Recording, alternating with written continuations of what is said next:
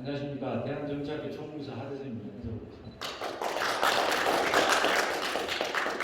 2020년 대한정치학회와 경북대학교 한국교육연구소, 아시아연구소, 평화문제연구소 공동 학술대회를 시작하겠습니다. 오늘 학술대회 주제는 미국 대통령 선거 이후 세계 전략의 연속성과 변화를 주제로 시작되겠습니다. 개식을 진행하겠습니다. 개식 순서는 먼저 국민의회 국회에 대한 경례하시고 대한정치학회 회장이신 이명세 회장님의 예의사와 경북대학교 홍원하 총장님의 축사가 이루어지겠습니다. 그럼 먼저 자리에서 일어나셔서 저희는 국기를 향해 서시기 바랍니다. 국회 자유 경례.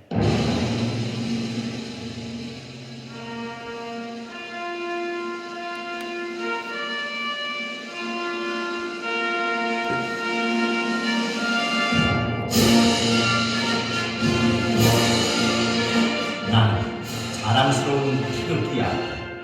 자유롭고 정의로운 대한민국의 무궁한 영광을 위하여 충성을 다할 것을 굳게 다짐합니다.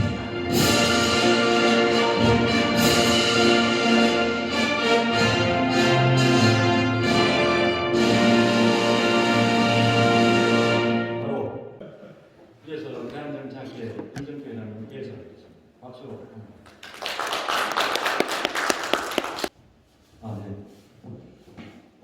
반갑습니다.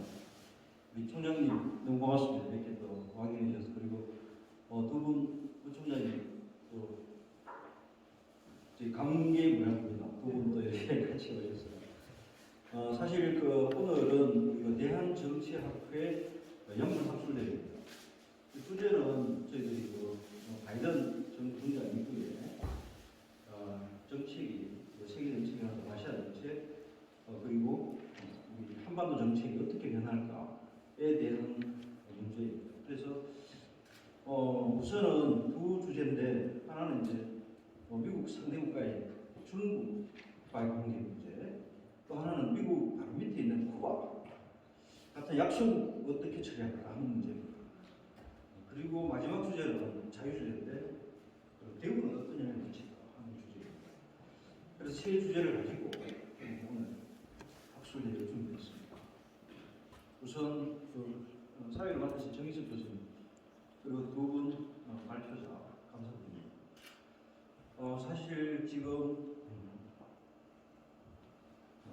대북뿐만 아니라 대한민국 그리고 세계 전체가 코로나 때문에 굉장히 어려운 상황에 처해 있습니다. 그래서 저희 정치학계에서는 이 상황에 정치하게 할 수 있는 게 뭘까? 그리고 초강대국 미국이 코로나 상황에 접해서 정말 초강대국 하는 의심이 들고 있습니다. 그렇다면 다음 세기에는 어떤 국가가 이 세상을 또 영향력 있게 관리할 것인가 하는 문제도 있고, 동시에 우리 정치학이 이 사회를 위해서 또 어떤 역할을 해야 될까 하는 문제도 있는 것 같습니다. 그래서 이와 관련해서 오늘 두 분의 발표자가 네 분의 토론자 그리고 종합토론회 또 두 분의 토론자가 발표를 하게 되었습니다. 그래서 오늘 이 영광된 자리에 총장님 비롯해서 많은 분들이 오셔서 도와주셔서 고맙습니다. 또 하나는 오늘 발표가 코로나 사태 때문에 발표 토론분들만 이렇게 오셨습니다. 저희 정치학회는 전국적 학회에서 굉장히 큰 학회입니다만 상황이 이렇게 돼서 많은 분들 서로 인사할 수 없는 상황이었습니다. 그래서 오늘은 저희들이 이 상황을 유튜브로 촬영을 해서 우리 회원들 그리고 기타 우리 정책에 관심 있는 많은 분들께 전달하고자 합니다. 그래서 아무쪼록 오늘 발표가 굉장히 유익하고 또 정치학적으로 의미 있는 그러한 장이 되었으면 합니다. 고맙습니다. 감사합니다. 다음은 경북대학교 홍원하 총장님의 축사가 있겠습니다. 박수로 환영하겠습니다.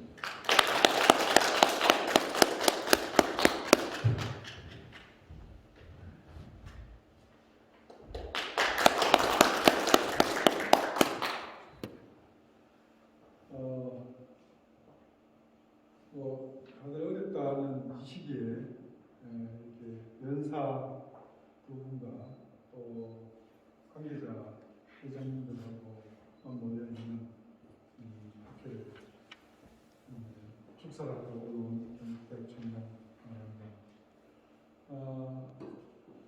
정말 많은 어려움이 학교뿐만 아니라 생활 가운데도 코로나19로 어려움을 겪고 있는 상황입니다. 그래도 저희 대학도 코로나에 굴하지 않고 발생되는 코로나 환자가 있으면은 있는 대로 보호하고 치료하면서 교육을 해나가야 된다는 그런 모토로 열심히 하고 있습니다. 거기에 대한정치학회, 한국교육연구소, 아시아연구소, 평화문제연구소가 주최하는 이 미국 대통령 선거 이후에 세계 전략적인 연속 선거 변화에 대한 담론을 담는 자리에 축사를 하게 돼서 저 개인적으로 굉장히 영광을 생각하고 있습니다. 코로나19는 팬데믹 극복에 혼신의 힘을 다하고 있지만은 아직 극복을 못한 전 세계적인 양상을 보고 있습니다. 이런 여건 속에서도 앞에 말씀드린 대한정치학회 그리고 한국대학교 아시아연구소, 한중교육연구소가 2020년 공동학술대회를 개최하게 된 것을 뜻있게 생각합니다. 아울러 바쁘신 가운데도 발표와 토론을 위해 우리 대학에 방문해 주신 교수님과 연구자 여러분들께 진심으로 환영합니다. 코로나19는 우리에게 새로운 방식의 삶을 요구하고 있습니다. 게다가 최근 미국의 대통령 선거 결과는 대한민국의 외교, 안보, 경제, 사회 등 제 분야에 엄청난 영향력을 미칠 것으로 생각합니다.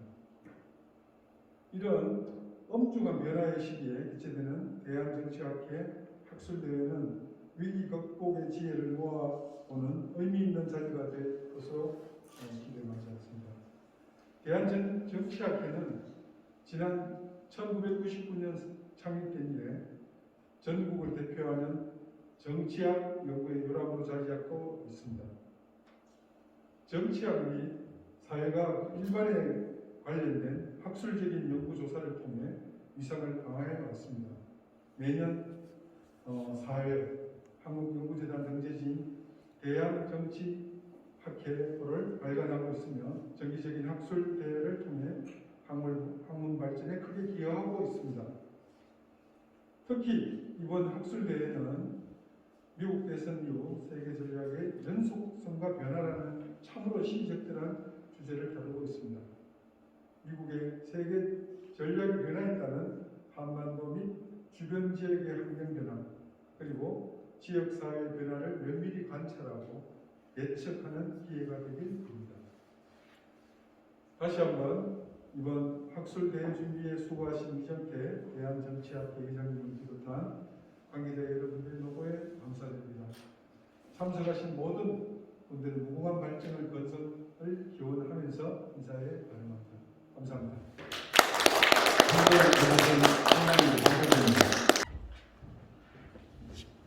오늘 학술대회 사회를 맡은 경북대 정희석 교수입니다.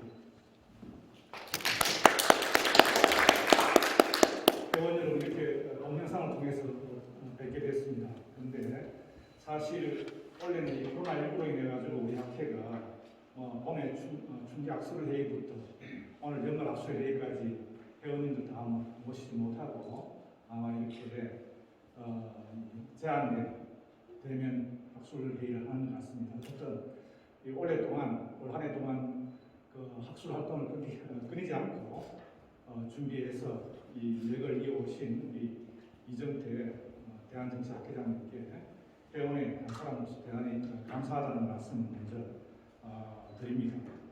앞서 축사에서 우리 이정태 회장님이나 홍원아 총장님께서 말씀하셨는데 오늘 주제는 굉장히 좀 거대 담론입니다.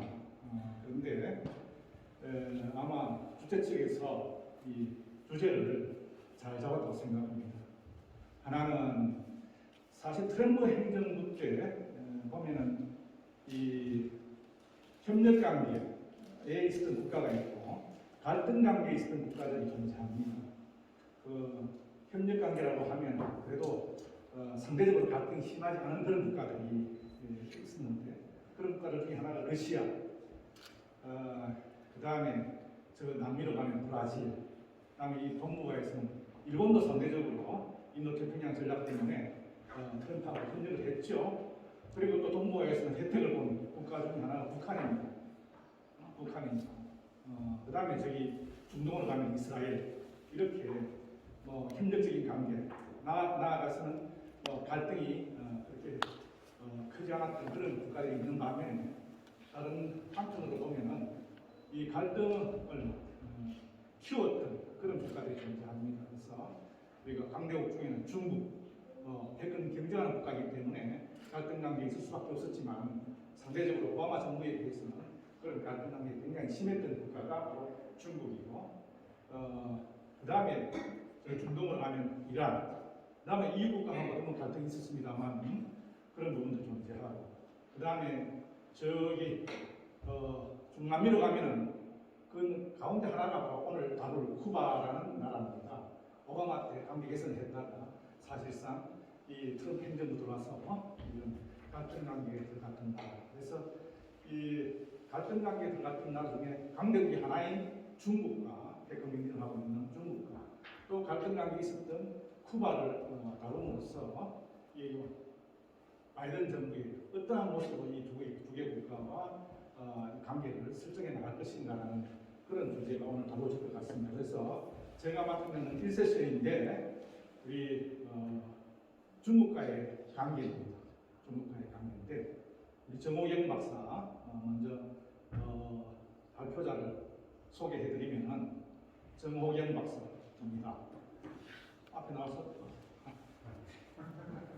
그래서 정호영 박사는 그 중국 사회과학원에서 학위를 하고 2년 전에 들어왔죠. 예, 신진학자입니다. 그래서 지난번에도 한번 발표를 했는 것 같고 원래 두 번째인데, 그래서 정호영 박사가 이 바이든 시대의 미중 관계라는 주제로 발표를 하였습니다. 그래서 발표 시간은 20분에서 25분 정도 그렇게 해주시면 좋겠고, 들어가셔도 되겠습니다. 그 다음에 토론자 먼저 소개를 해드리고, 토론자 두 분도 여기 나와서 인사를 하고 들어가십시오. 방법이 없습니다. 우리 이유신 교수님하고 최장수 교수님, 제가 여기 있으면 그런데 제 왼쪽에 계시는 분, 여러분 잘 아시다시피 영남대학의 정치의학과에 이 러시아 전문 이유신 교수님 오셨습니다. 경북대 정치의학과의 최장수 교수님, 이 두 분이 정호경 박사의 미중관계에 대한 토론을 맡으시겠습니다. 최 교수님.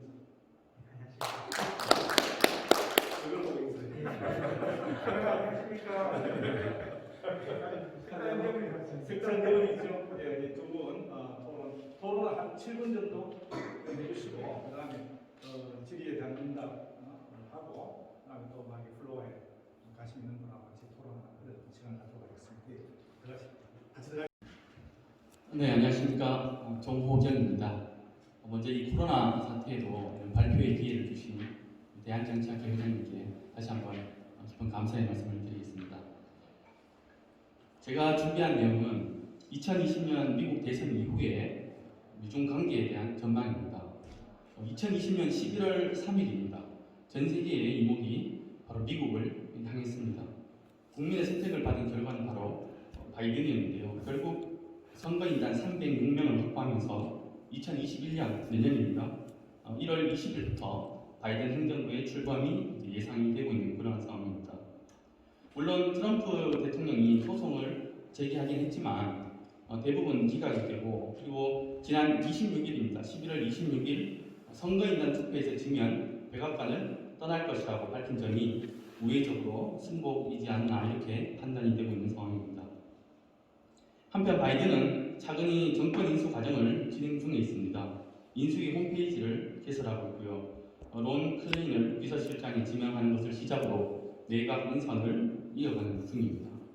키신저의 버금갈 만큼 중국을 잘한다는 중국통 바이든의 집권이 중국으로 하여금 손잡은법에 지피지기 백전불태 문구를 떠올리게 하지 않나 이렇게 생각됩니다.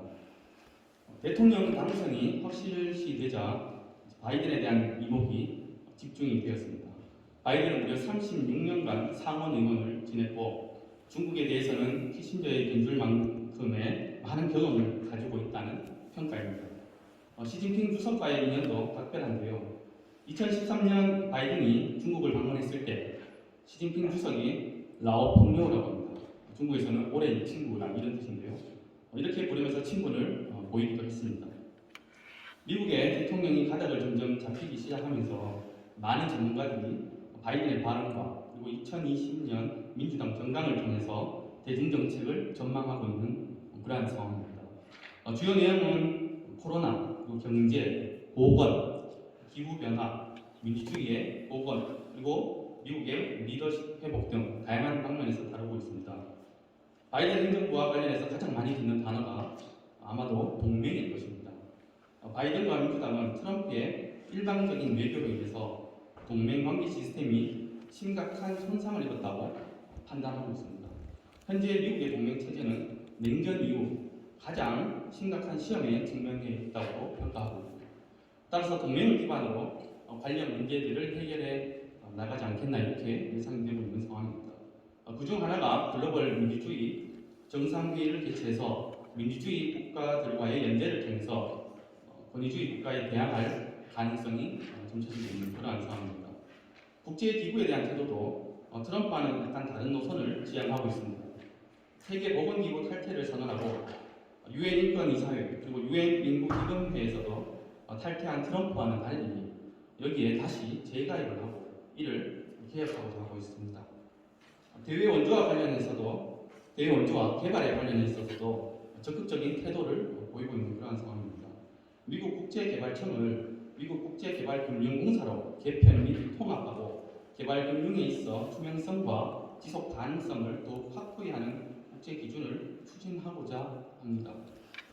또 글로벌 다자 협력 체제로의 복귀도 예상되고 있는데 특히 코로나 분야에서 국제 공조에 적극적인 태도를 보이고 있습니다. 그리고 바이든 행정부가 강조하고 있는 것이 또 하나가 있습니다. 바로 기후 변화입니다.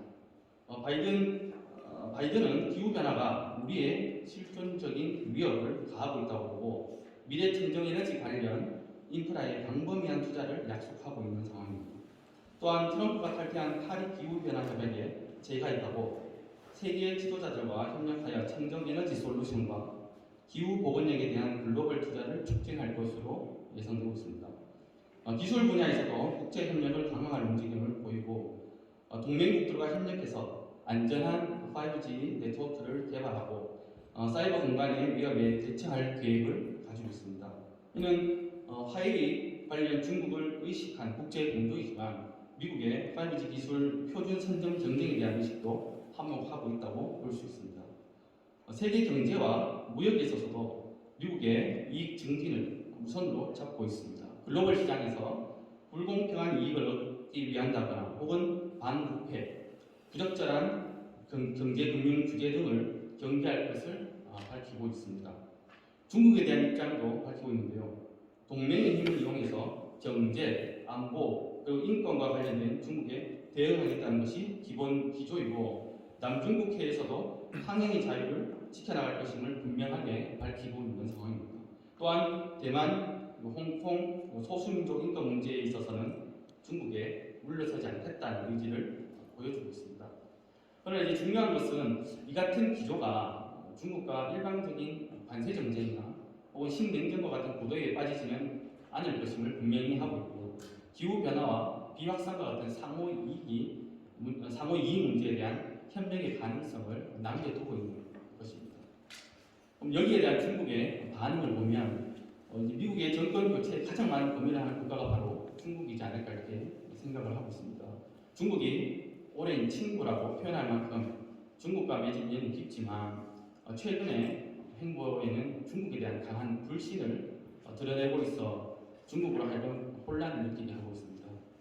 이를 방증이라도 하듯 미국 대선이 끝난 후에 일주일여의 시간이 흐른 다음에 11월 9일에서야 외교부 대변인이 기자회견 중에 바이든에 관련된 입장을 표명을 했고, 그로부터 나흘 뒤인 13일에 또다시 외교부의 이름으로 바이든에게 축하 표현을 했습니다.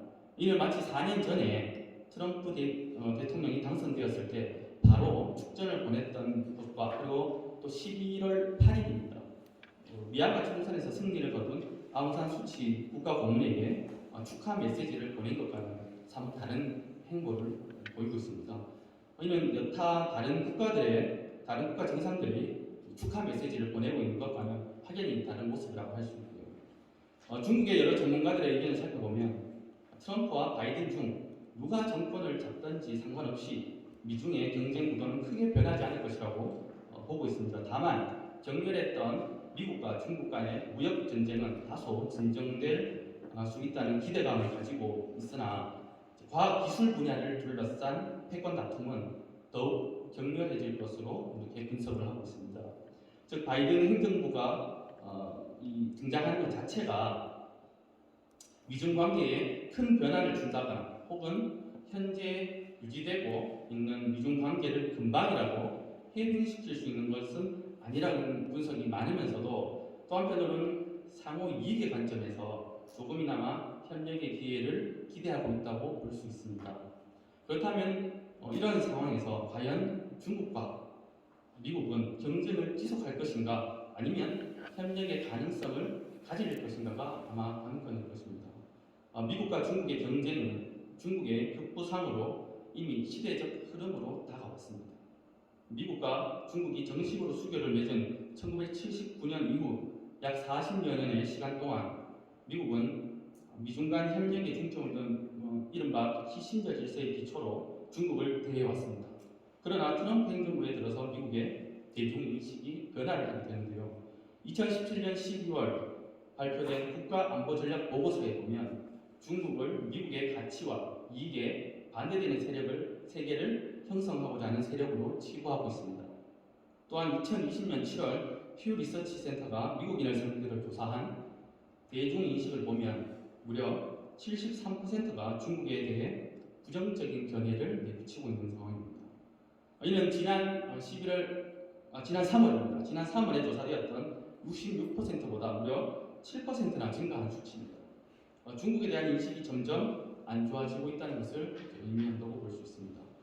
이런 분위기 속에서 바이든 행정부 또한 쉽사리 중국과 갑작스런 협력 관계로 전환하는 것은 힘들다고 판단이 되고 있습니다. 뿐만 아니라 바이든은 무엇보다도 이제 코로나로 인해 어지러운 미국의 국내 상황을 먼저 정리하는 것에 집중할 것으로 예상되는 분위기 속에서 평생을 정치인으로 살아온 바이든 입장에서 미국의 이익이 무엇이고 또 현재 미국이 무엇을 필요로 하는지를 아마 잘 알고 있을 겁니다. 이는 인수위 홈페이지에서도 찾을 수 있는데요. 인수위 홈페이지에서 가장 먼저 제시하고 있는 것이 바로 코로나19입니다. 현재 미국은 1,300만 명이 넘는 확진자와 27만 명이 넘는 사망자를 기록 중에 있습니다. 코로나 바이러스의 발원지를 두고 미국과 중국이 서로 공방을 벌이고 있지만 중요한 것은 가장 큰 피해를 본 국가는 바로 미국이라는 사실입니다. 트럼프는 세계보건기구를 탈퇴하고 중국 책임론 카드를 뽑아들었지만 바이든은 조금 다른 방식으로 접근할 것이라고 이제 예상이 되고 있습니다.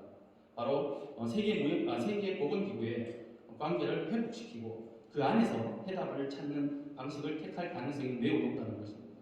이는 WHO, 즉 세계보건기구 내에서 강한 입김을 내는 중국과 갈등을 일으킬 수 있는 요인으로 작용할 수 있을 것으로 판단되고 있습니다. 두 번째로 내세우는 우선순위는 경제 회복입니다. 사실 트럼프 대통령 입장에서는 억울한 면도 있을 것입니다. 코로나 사태가 터지기 전만 하더라도 미국은 실업률이 반세기 만에 최저치인 3.5%에 근접할 정도로 호황을 누리고 있었습니다. 코로나로 경제가 많이 악화된 상황에서 바이든의 성공도 경제에 달려있다는 점에서 본다면 트럼프가 그동안 추진했던 글로벌 공급 사슬 체계에서 중국을 배제하려는 움직임, 그리고 중국과의 상호 의존에서 벗어나려는 디커플링 등 이런 현상들이 연장될 수 있다고 봅니다. 즉 미국 중심의 제조업 공급망을 재건하기 위한 움직임을 취할 수 있다는 것입니다. 따라서 트럼프가 추진했던 경제 번영 네트워크 그리고 블루단 네트워크와 같은 혹은 유사한 형태의 연대를 구축해서 중국의 1대1로라든지 아시아 인프라 투자은행에 대응을 한다면 중국과 직접적인 갈등을 야기할 가능성이 아주 큰 부분이라고 볼 수 있습니다. 한편 무역전쟁과 관련해서는 트럼프와 다른 방식으로 취할 가능성이 높은데요. 직접적인 때리기 이런 방법보다는 동맹과 연대해서 환율 조작이나 반덤핑, 국영기업 불공정 거래, 또 불공정한 보조금 지급 등을 압박할 것으로 판단이 되고 있습니다. 이에 반해 첨단 기술 경쟁에서는 군사 기술과 굉장히 밀접한 관련이 있어서 이 분야에서는 아마도 디커플링 계속 지속될 것이다. 더욱 가속될 것이다. 이렇게 전망하고 있습니다. 중국의 실제적인 지금 대응 태도를 보면 경쟁의 지속 가능성이 더욱 점쳐지는데요. 화웨이 공격 당시 중국은 여기에 굴복하기보다는 기술 자립으로 대응을 했습니다. 10월 26일 열린 19기 오중전회에서 미국과의 기술 패권 경쟁에서 굴복하지 않겠다는 의지를 보여주는 내용들이 많이 나왔습니다. 통상 분야에 있어서도 중국은 현재 주눅 들고 있지 않는 모습입니다. 지난 15일 영내 포괄적 경제 동반자 협정에 서명을 했고 여기서 더 나아가서 미국이 없는 CPTPP라고 합니다. 포괄적 점진적 환태평양 경제 동반자 협정에도 가입할 의사를 밝히고 있습니다.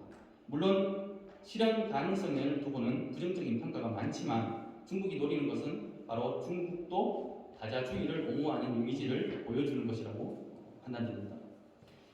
코로나와 경제 이슈에 이어서 세 번째로 내세운 우선순위는 바로 인종평등입니다. 미국은 그동안 자유민주주의와 시장경제 그리고 인권 존중이라는 인류 보편적 가치를 내세우며 리더로서 국제사회를 이끌어왔습니다. 그러나 이번 코로나 사태로 그리고 대선으로 인해서 미국의 이미지에 심각한 타격을 입었습니다. 따라서 떨어진 미국의 이미지를 제고하고 미국을 다시 강력한 리더 국가로 발돋움시키기 위해서 미국이 내세웠던 가치관을 다시 강조할 필요성을 가질 것입니다. 바로 인권과 민주주의의 가치를 재정립하는 것입니다. 바이든은 민주주의 정상회의를 통해 민주주의 국가들을 하나로 결집해서 반민주주의 국가에 맞서고자 하고 있습니다. 중국, 러시아, 북한이 초대받지 못할 것으로 예상되고 있습니다. 이는 중국과의 갈등을 불러올 수 있는 부분이고요. 특히 중국이 체제에 대한 외부 도전으로 인식을 한다면 거센 반발과 함께 심각한 갈등으로 치닫을 수도 있다고 봅니다. 그리고 바이든이 줄곧 독재자들의 비리를 맞추지 않을 것이다. 혹은 중국의 민주적 탄압은 인종 청소이다. 그리고 시진핑 주석을 100만 신장 위구르인을 노동교화소에 수감한 폭력배 등에 비유하는 이러한 강경한 발언들은 중국의 핵심 이익을 건드린다는 측면에서 피할 수 없는 정면 대결이 예상되는 부분입니다. 마지막으로 내세운 우선순위는 바로 기후변화입니다. 바이든은 파리 기후변화 협약에 복귀할 것을 선언했습니다. 뿐만 아니라 2025년까지 탄소 배출이 많은 국가와 제품의 관세를 내리는 일명 탄소 국경세를 도입할 예정입니다. 또한 그동안 이러한 움직임이 그동안 약화되었던 EU와의 기후 분야, 공조 이런 부분에 대해서 다시 강화함으로써 그리고 동시에 탄소 배출 1위 국가인 중국을 간접적으로 압박할 가능성이 있습니다. 그리고 청정에너지 인프라에 4년 동안 2조 달러를 투입해서 청정에너지 생태계를 구축할 예정이어서 최근에 강도 높은 친환경 정책을 추진하며 글로벌 기후변화 이슈에서 주도권을 찾기 위해 노력 중인 중국과 경쟁이 일어날 가능성이 존재한다는 것입니다. 그렇다면 미국과 중국은 과연 경쟁만 할 것인가? 라는 질문을 던질 수가 있습니다. 여기에는 협력을 할 가능성도 분명히 존재한다는 점입니다. 지난 11월 25일입니다. 시진핑 주석이 바이든에게 공식적으로 축하 메시지를 건넵니다. 축전에서 양측이 충돌과 대립하지 않고 상호 존중하면서 협력하여 양국의 관계가 건전하고 안정적으로 발전하길 희망한다고 밝히며 미국과 함께 갈 의지가 있다는 점을 바이든에게 전달을 했습니다. 어찌 보면 여기에 앞서서 22일 날 바이든이 오바마 시절의 국무부 국무장관을 임명했던 토니 블링컨을 초대 국무부 장관으로 내정했다는 소식에 대한 중국의 유화적인 화답이라고 해석해 볼 수가 있습니다. 토니 블링컨의 내정 소식이 중국에 전해지자 중국에서 미중 관계의 긍정적인 변화를 기대할 수 있다고 평가하고 있다는 점이 이를 뒷받침한다고 볼 수 있습니다. 어쨌든 중국의 입장에서는 트럼프 시기와는 다른 국면으로 전환을 하고자 한다는 점이 분명히 드러나는 대목이라고 볼 수 있습니다. 바이든의 입장에서도 가장 시급한 일은 바로 코로나19를 해결하는 문제입니다. 현재 미국은 국가 전략 물자 비축분 중에서 감염병 대유행 대비 보급품 재고 물량이 필요량에 비해서 훨씬 못 미치고 있는 그러한 실정입니다. 특히 PPE라고 하는 개인 보호 장비의 부족이 굉장히 심각한 상황입니다. 이와는 반대로 코로나19로 대부분의 국가들이 어려움을 겪고 있지만 중국은 오히려 의료용품과 관련된 수출이 급증하면서 경제도 빠르게 회복세를 보이고 있는 중입니다. 즉 마스크와 개인 보호 장비의 세계 최대 생산국이 바로 중국이라는 뜻입니다. 다시 말해 미국이 필요로 하는 방역 물자들을 가장 원활하게 공급할 수 있는 국가가 바로 중국이라는 것을 보여주고 있습니다. 따라서 중국과의 방역 협력을 고려할 수도 있는 것입니다. 기후 변화에 있어서도 협력의 일부는 존재하고 있습니다. 기후 변화에 대응에 있어 관건은 바로 온실가스의 배출 감소입니다. 앞에서 언급했듯이 중국과 미국의 탄소 배출량은 1등과 2등입니다. 파리 기후 변화 협약의 추진에 있어 미국이 주도적인 역할을 한 것은 사실입니다. 하지만 당시에 최대 배출국이었던 중국이 여기에 적극적으로 협력하지 않았다면 이 협약의 발효도 굉장히 불투명해졌을 것이라는 판단입니다. 중국 자체도 국제사회의 이러한 친환경 정책으로의 변화 그리고 기후변화 위기 대응에 화답을 보내고 있는 상황입니다. 바로 13차 5개년 경제 유엔에서 녹색 경제를 공식적으로 언급한 것을 기점으로 해서 친환경 밸류체인 구성과 징벌적 환경규제 정책 방안을 공식적으로 채택을 했습니다. 또한 청정에너지 소비 행동 계획을 발표하는 등 에너지 산업의 방향을 빠른 속도로 바꾸고 있습니다. 기후변화와 청정에너지 분야에서 협력의 손을 내민다면 중국 역시 미국과의 갈등보다는 협력을 택하는 방향으로 나아갈 가능성이 굉장히 높다는 것입니다.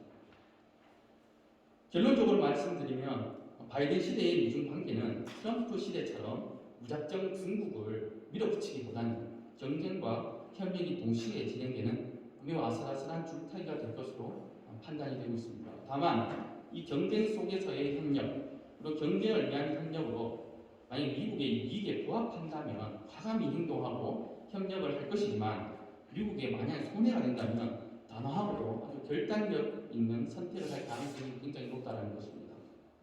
중국 또한 19기 5중 전에서 쌍순환 전략과 그다음 기술 자립 전략들을 취하고 또 사상 교육을 강조하고 사회 감시를 강화합니다. 군사력 증강 등의 조치를 취하는 것은 모두 장기적인 패권 경쟁을 준비하는 자세로 보여지고 있습니다. 즉 바이든 시대에 미국과 협력의 희망을 가지고 있지만 절대로 방심하지 않겠다는 것이 중국의 지금 의도입니다. 따라서 바이든 시대의 미중 관계는 중국과의 패권 경쟁 구도가 지속될 것이라는 분위기 속에서 수단만 조금 수정되는 노선을 택할 것이라는 판단이 굉장히 지배적으로 있습니다. 그러나 아직 양측이 합을 맞춰보지 않았다는 점에서 향후 미중 관계가 어떻게 변화할지를 관심을 가지고 좀 지켜볼 필요성이 있지 않나 하는 것이 오늘의 결론입니다. 감사합니다. 저는 사실 처음 맡게 됐을 때 논문을 2개 주더라고요. 그래서 저는 두 개 논문을 보는 줄 알고 2개 논문을 다 읽었는데 오늘 2개 다 하시죠. 저도 말씀 그래서 저는 오늘 정확하게 내가 나오니까 내가 토론해야 할 논문이 정호경 박사더라고요. 보니까 그래서 조금 오늘 조금 더 자세히 읽었는데 나의 그런 식으로 했었는데 사실 저는 사실 이 전망이라는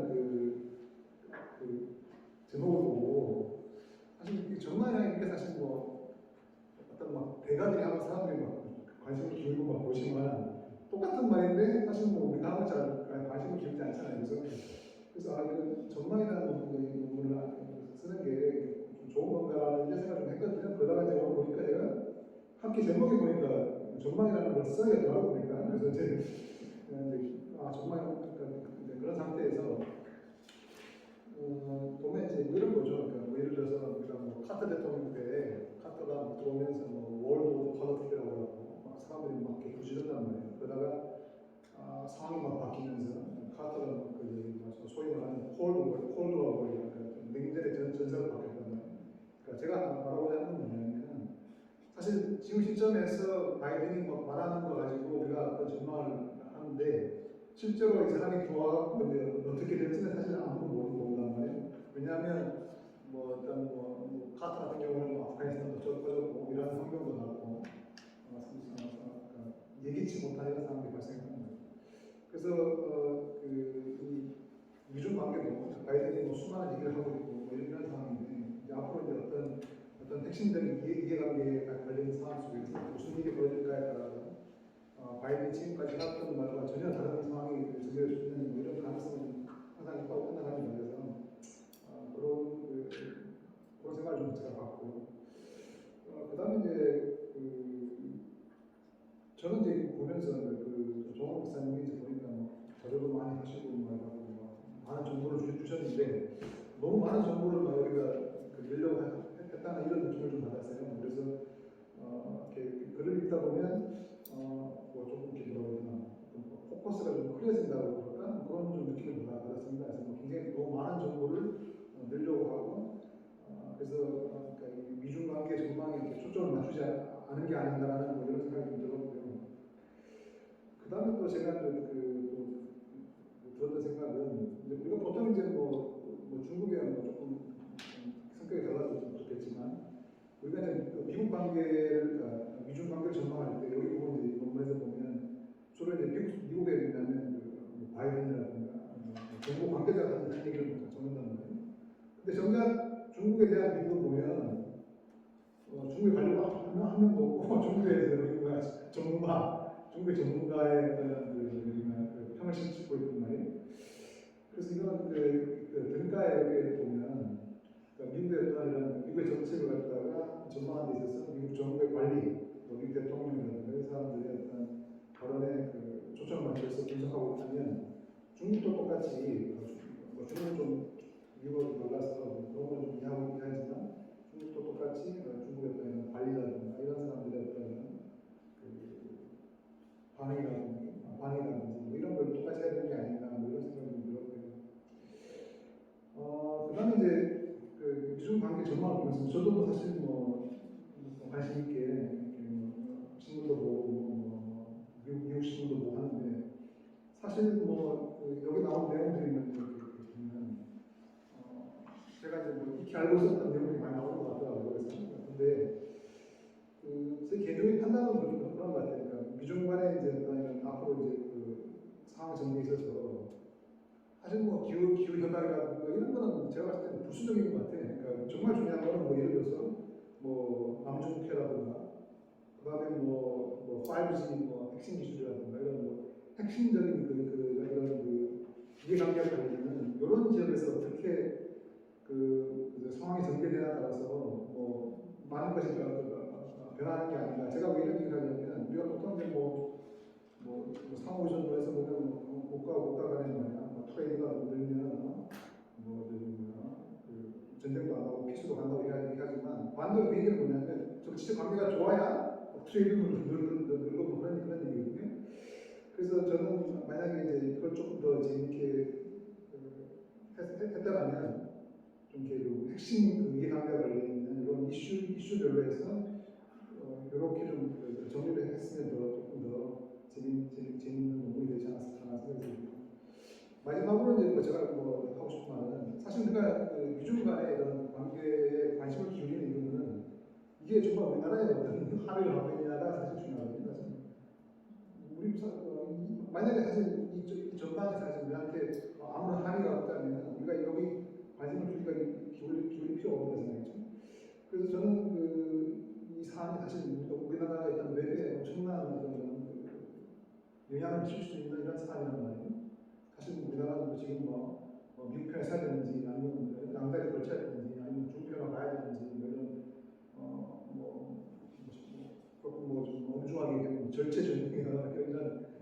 순간에 와 있는데 뭐 곡자는 뭐 기부에 사야 된다, 아니면 양다리 걸쳐야 된다, 아니면 주고 가야 된다 이렇게 얘기하고 있거든요.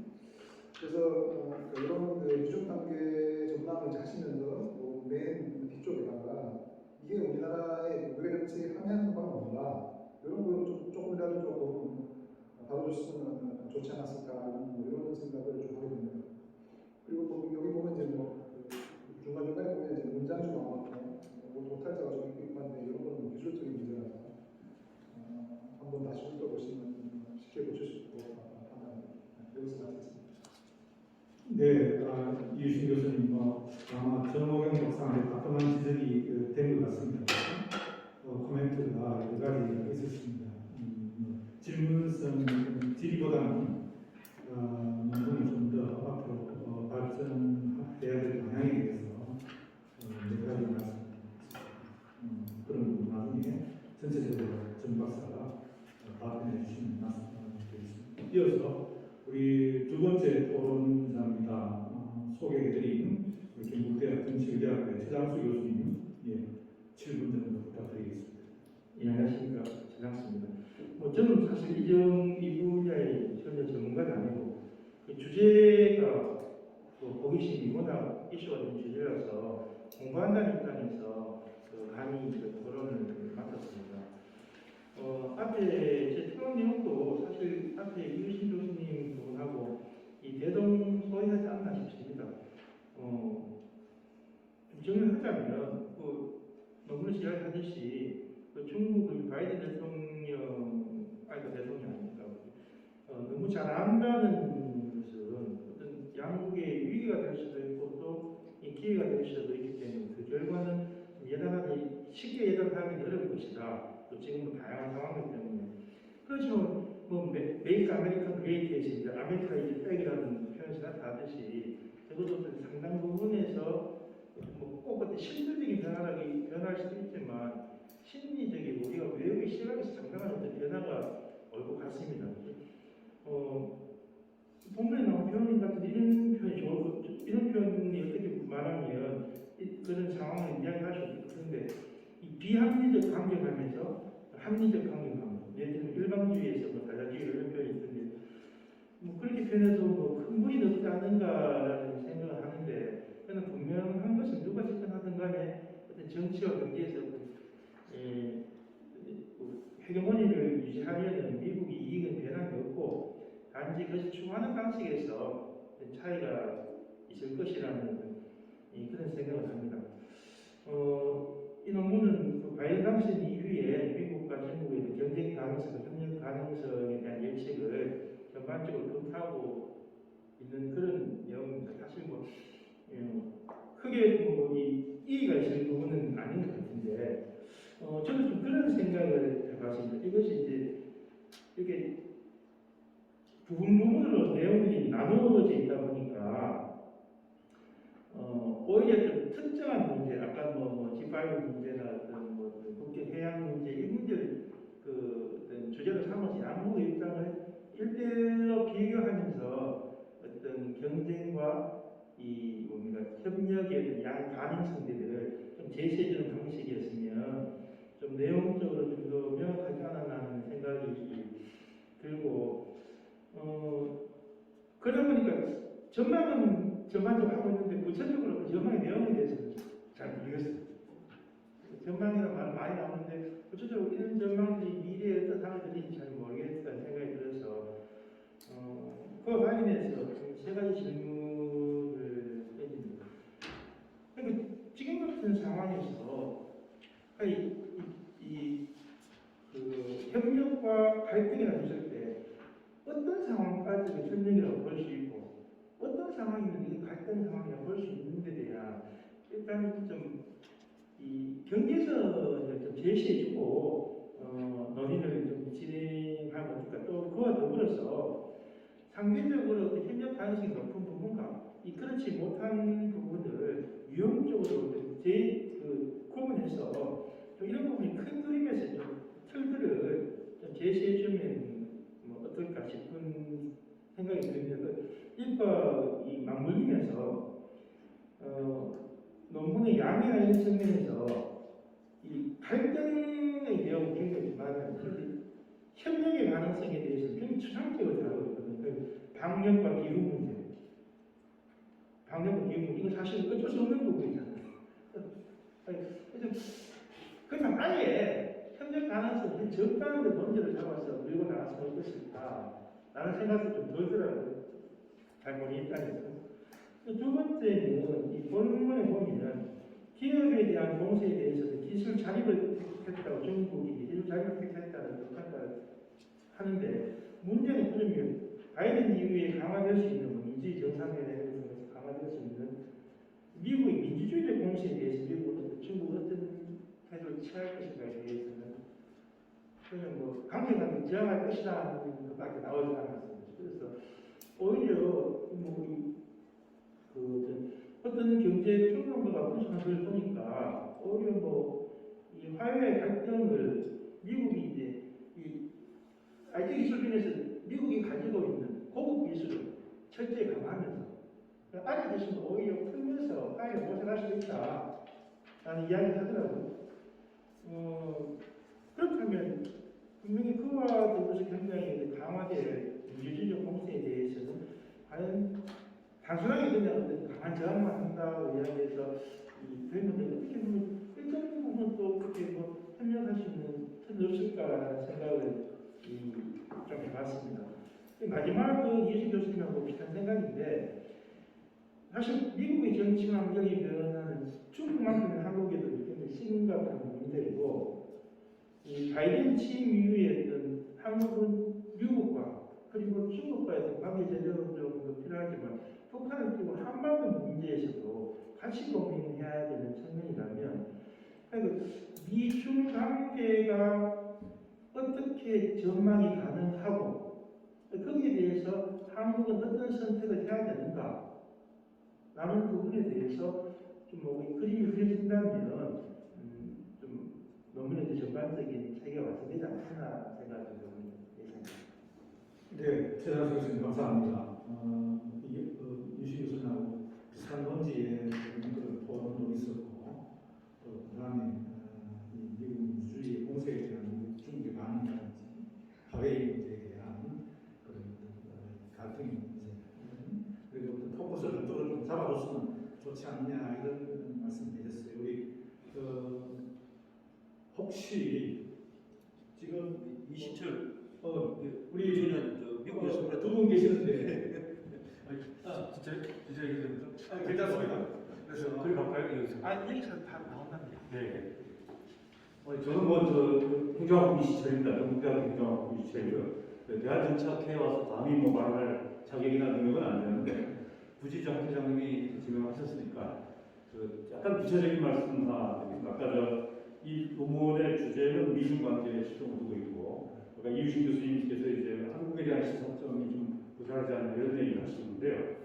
실제 이번에 바이든 정부가 만약에 출범을 정상적으로 한다면 많은 사람들이 오바마 3기라고 얘기하는 경우가 있습니다. 아니면 적어도 오바마 2.5기. 아까 논문에서 나왔던 대로 토니 블링컨 국무장관 후보자라든지 제이크 설건 후보자관 또는 존 케리 특사 이런 사람들이 사실은 제이크 설건하고 존 케리는 제가 연구원 있을 때 직접 만났습니다.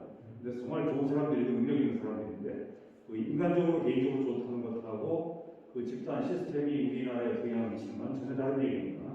어쨌든 이준 교수님 말씀하신 거를 인정한다 그러면 오바마 2.5기든 3기든 좋다 이겁니다. 근데 오바마 정부 때 대북 관계에서 초점을 제일 맞추는 결국은 전략적이네. 그러니까 나쁘게 말하면 아무것도 안 한 거거든요. CVID 그걸 해가지고 북핵 관계에서는 거의 건드리지 않고 그냥 가만히 있었던 거예요. 그냥 땅통을 길 계속 긁어넣어서 쳐버리는 정도. 그런데 그게 만약에 오바마 2.5기든 3기든 해가지고 계속 이어진다면 그러면은 대북 관계나 또는 중국과의 관계에 있어서도 우리가 심각하게 고민해야 될 점이 훨씬 많은 거 아닌가 이런 생각을 제가 지금 괜히 공유해봤습니다. 이상입니다. 우리 이시철 부총장님 우리 전문가 학자 못지않게 지식을 갖고 계시는 것 같습니다. 그래서 그런 부분까지 합쳐서 우리 먼저 많은 지적 편달해 주신 이유신 교수님, 최장수 교수님, 교수님께 감사의 말씀 드리겠습니다. 사실 이유신 실제로 어떻게 될지는 아무도 모르는 상황입니다. 그래서 저도 이 글을 쓰면서 과연 이렇게 될까? 이 쓰는 와중에 어떤 일이 있었냐면 트럼프 대통령이 지금 소송을 계속 제기하고 있는데 양쪽 언론의 뉴스를 보다 보면 이쪽 언론 저쪽 언론을 보다 보니까 이제 뭐가 진짜 정보인지 뭐가 가짜 정보인지 헷갈리기 시작합니다. 미국 사이트에 들어가서 봐도 여기서 딴 소리야 저기서 딴 소리야. 그리고 제가 이 발표한 이틀 전만 하고 다시 텍사스에서 소송을 제기해서 이게 막 이야기들이 굉장히 많이 나오고 그래서 제가 좀 혹시라도 14일에 할 때 다음 주 월요일 선거인단 투표를 하는데 물론 투표 방송 선거인단에 반대표를 던지는 것에 방치가 있지만 혹시라도 잘못 이렇게 반대의 결과가 실제 0.002%라도 있어서 많이 나와버리면 어떻게 되냐면 저는 항상 걱정을 한번씩 했습니다. 그래서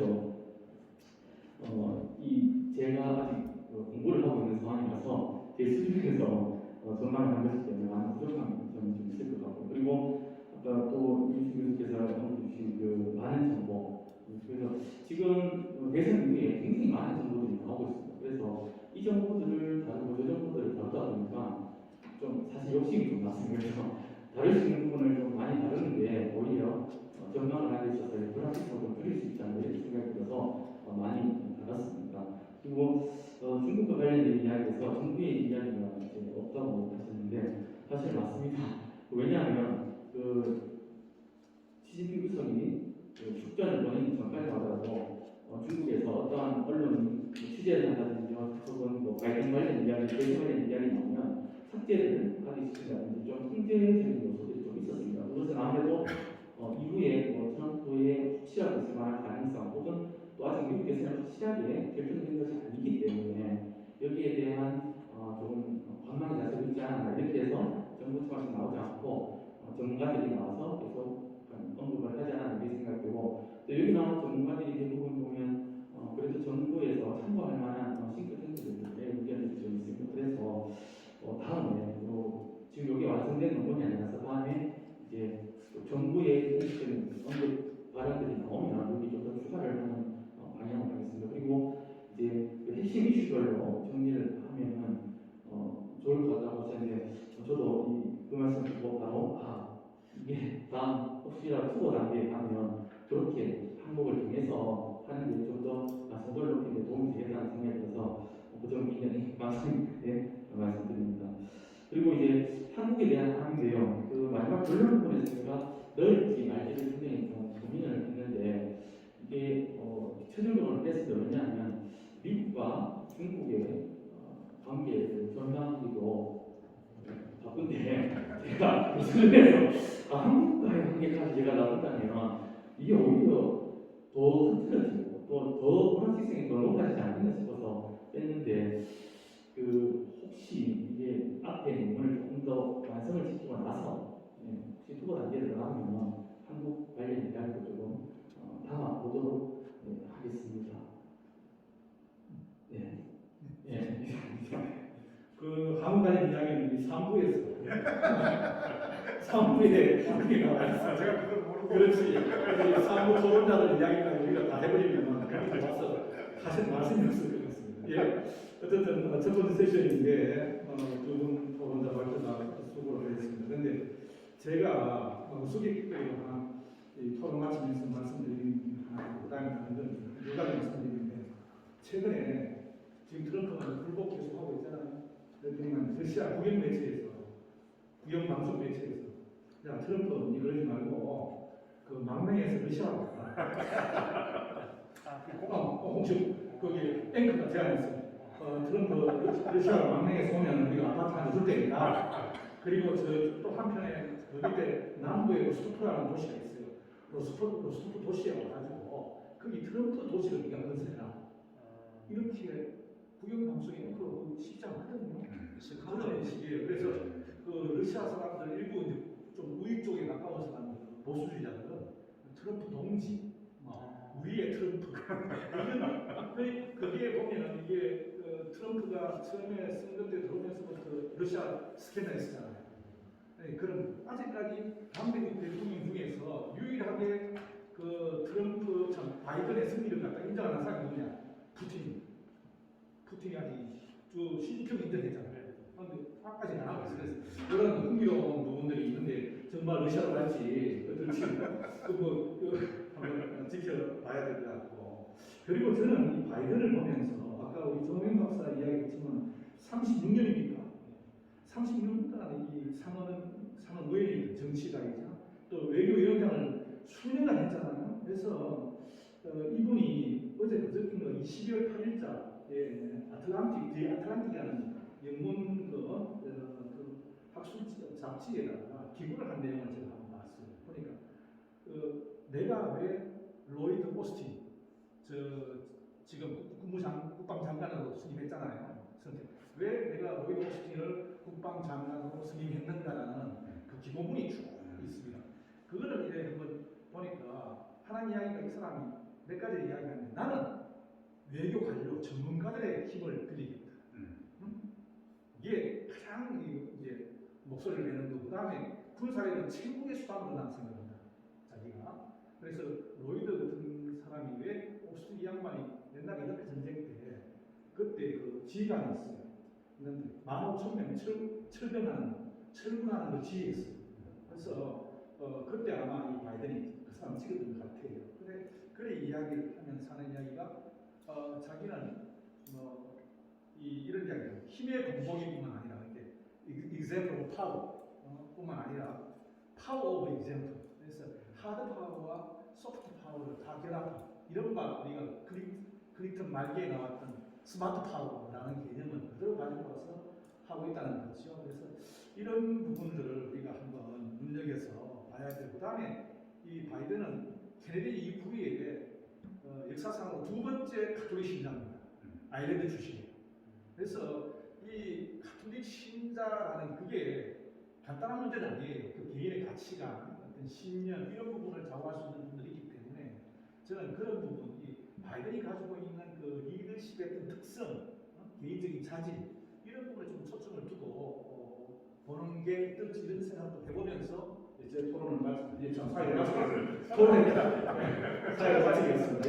이상 이제 좀 마치겠습니다. 감사합니다.